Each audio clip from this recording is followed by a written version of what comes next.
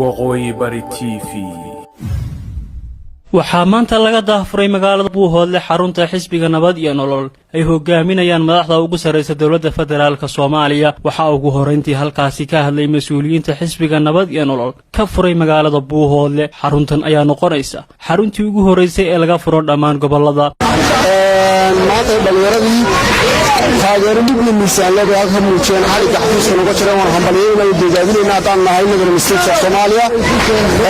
waxaan doonayaa oo aan ugu baaqayaa bulshada dowladda qoyshanta gobol inay ku soo xidhaan oo ku soo toosaan in ay xasaanadoodii iyo xuquuqdoodii maanta ay xafiiskan garabka dhalinyarada ama xafiiskan nabad iyo nolol xaruntiisa Buuhoodle ee gobolada waqooyi iyo xafiiska Northern States of Somalia ay in weyn iska saari doonaan. isla markaana waxaan idinku bishaaraynayaa sidii qorshuhu yahay in xildhibaanada shanta gobol ee waqooyi halka ay wafeedka ay kaga qayb qaadanayaan ay doorashada ku qabsanaysaa ay Buuhoodle tahay. xisbigaas aan ka warramayaa xisbigu waa xisbiga ka soo jeedaan madaxweynaha ummadda Soomaaliyeed iyo ra'iisul wasaaraha ummadda Soomaaliyeed iyo waxaana ka gudoomiye Mahdi Guule oo ku yimid runaantii rabitaanka shacabka oo aad aragtaan maanta dhalinyarada u soo baxday. xafiiskan wuxuu ka turjumayaa shacabka Soomaaliyeed rabitaankiisa. runaantii waa xafiis aan ku imaan juujub, waa xafiis aan ku imaan min jeclaysi iyo 4.5 toonna.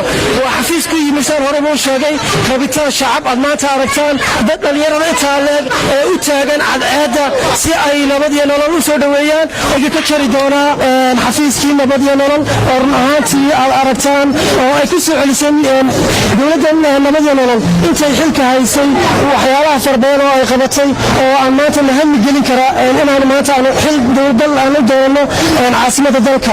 waxaa ka mid ah waxaad aragtaan in dhalinyaradii codeynayso oo hal qof hal cod lagu soo celiyay. taasina waa waxaan la heli karaan alxamdulillahi rabbil caalamiin. wiil nabad iyo nolol hal noolaato حرقنا وكترنا ما إن شاء الله تعالى حرقنا وكترنا.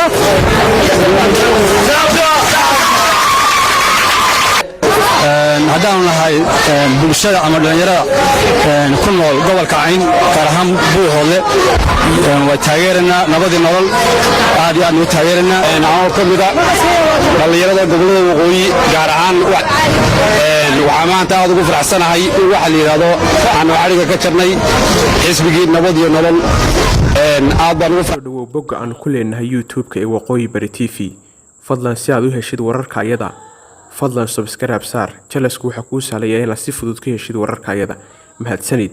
waan hubaa wararkaan soo galino bogga aan ku leenahay YouTube-ka inaad ka heli doontid haddii Ilaahay idmo wararka deegaamada waqooyi bari iyo Soomaaliya inteeda kale warar ku saabsan halkan ka hel. daawadaha sharafta lahu mar kale ha u deeman la'aan bogga aan ku leenahay Facebook-ka ee waqooyi bari TV si aad u heshid wararka ayada.